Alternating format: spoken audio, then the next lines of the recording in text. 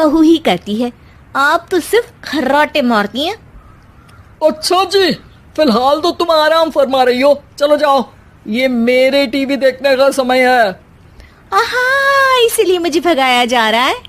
Sorry, अब तो बिल्कुल नहीं जाऊंगी। प्राची की इस बात पर दोनों सास बहू के बीच टीवी रिमोट के पीछे बच्चों जैसे छीना झपटी शुरू हो जाती है, जिसके बीच श्लोक भी काम से घर वापस आ जाता है। आज मेरी चूहे बिल्ली की जोड़ी किस बात पर झगड़ रही है? अरे तेरे बीवी मुझे टीवी ही नहीं देखने दे रही। अरे तुम्हारी मम्मी मुझे खाना बनाने के लिए फोर्स कर रही है।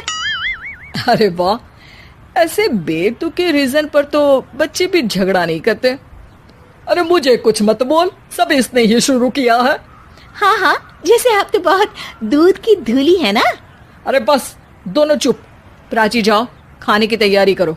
और माँ तुम छोड़ो, तुम्हें क्या बोलूं, शांति से अपना सीरियल देखो, मुझे दोबारा लड़ने की आवाज सुनाई नहीं देनी चाहिए।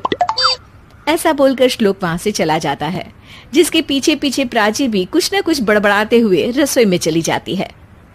हाँ हाँ, सासू जी को तो कुछ बोलेंगे ही नहीं, बस मुझ पर ही हुक्म चलता है, खाना बनाओ, जैसे मैं इनके घर में खाना बनाने के लिए आई हूँ। इसी तरह शाम बीतती है और रात को श्लोक और प्राची की सास खाना खाकर सोने चले जाते हैं, लेकिन प्राची गुस्से में कुछ खाए बिना काम में ही लगी रहती है। इस घर में किसी को घंटा फिक्र नहीं पड़ता, मैं खाऊं या भूखी रहूं। प्राची कुछ देर के लिए रसोई से बाहर जाती है और जैसे ही वापस आती है तो वहां दूध का भरा ग्लास देखकर हैरान रह जाती है।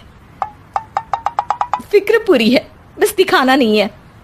प्राची दूध पीकर सोने चली जाती है और अगली सुबह एक बार फिर सास बहू का कार्टून नेटवर्क स्टार्ट हो जाता है। ये तुमने ही किया है। अरे अजीब जबरदस्ती है, मैं बोल रही हूँ मैंने कुछ नहीं किया। दोनों ने मिलकर पूरे घर को पागल खाना बनाया हुआ है। यहाँ कोई नॉर्मल इंसान तो रह ही नहीं सकता, इसीलिए अब पड़ोसी क्या रिश्तेदार भी घर आने से कतराते हैं। और सुन बेटे, तू भी चंगा, तेरी माँ भी चंगी, तेरी बीवी भी चंगी, रिश्तेदार। हाँ जी, आपको नहीं पता क्या, गंगाधर ही शक्तिमान है, रिश्तेदार ही। हाँ हाँ, बस समझ गया। कभी जानवरों जैसे लड़ेंगी तो कभी जुगलबंदी करेंगी। भाई मैं आप दोनों के बीच में नहीं फंसना चाहता। सास बहू की इस मनमौजी जोड़ी से परेशान होकर श्लोक अपना सिर खुजलाता वहां से चला जाता है। चलो अब मैं भी कीर्तन में जा रही हूँ।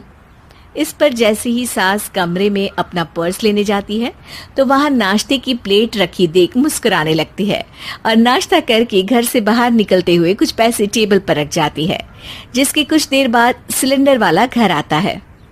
ओ मोरी मैया, मैं सिलेंडर के बारे में तो बिल्कुल भूल ही गई थी। घर खर्च के सारे पैसे भी मम्मी के पास है और श्लोक से बोला तो उल्टा 4 बात सुनाएंगे। प्राची ये सोच ही रही होती है कि अचानक उसका चेहरा चमक उठता है और वो घर में आकर इधर उधर देखने लगती है। तभी उसकी नजर टेबल पर रखे पैसों पर पड़ती है, जिन्हें वो सिलेंडर वाले को दे देती है। ये सब श्लोक देख लेता है। अच्छा बेटे, इतना बड़ा घोटाला, सबके सामने मैं तेरी दुश्मन और पीठ पीछे तेरी मेरी यारी। इस पर श्लोक एक प्लान बनाता है और शाम को सब एक साथ बैठे होने पर बोलने लगता है। माँ, तुम दोनों की बहुत लड़ाई होती है, इसलिए मैं सोच रहा हूँ कि प्राची को उसके घर छोड़ाऊं, इससे वो भी खुश रहेगी और तुम भी। अचानक श्लोक की ये बात सुनकर सास बहू शौक से उसकी तरफ देखती हैं। अरे ऐसे कैसे घर छोड़ाओगे, मुझे कहीं नहीं जाना। अरे तुमने बोला नहीं पर मैंने सुन लिया, तुम्हें मम्मी के साथ रहना अच्छा नहीं लगता, मुझे पता है। अरे वो, अरे जब बहू खुद कुछ काम बोले तो वो तुझे सुनता नहीं, और अब जो इसने बोला ही नहीं वो तू समझ गया। जब उसे नहीं जाना तो फिर जबरदस्ती क्यों कर रहा है? अच्छा, फिर आपको मौसी के घर छोड़ाता हूँ। बस अब आप दोनों एक घर में एक छत के नीचे नहीं रह सकती। मैं इस टॉम एंड जेरी की जोड़ी को और नहीं झेल सकता। है? ऐसे कैसे नहीं रह सकते?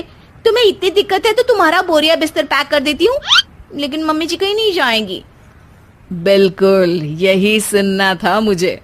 अगर दोनों में इतना ही प्यार है फिर हर वक्त ये लड़ाई का नाटक क्यों करती हो? देखा मैंने, कैसे माँ किचन में दूध रखती है और तुम उनके लिए कमरे में नाश्ता रखती हो, और कैसे वो पहले ही तुम्हारी दिक्कत समझकर घर में पैसे रखकर बाहर जाती है।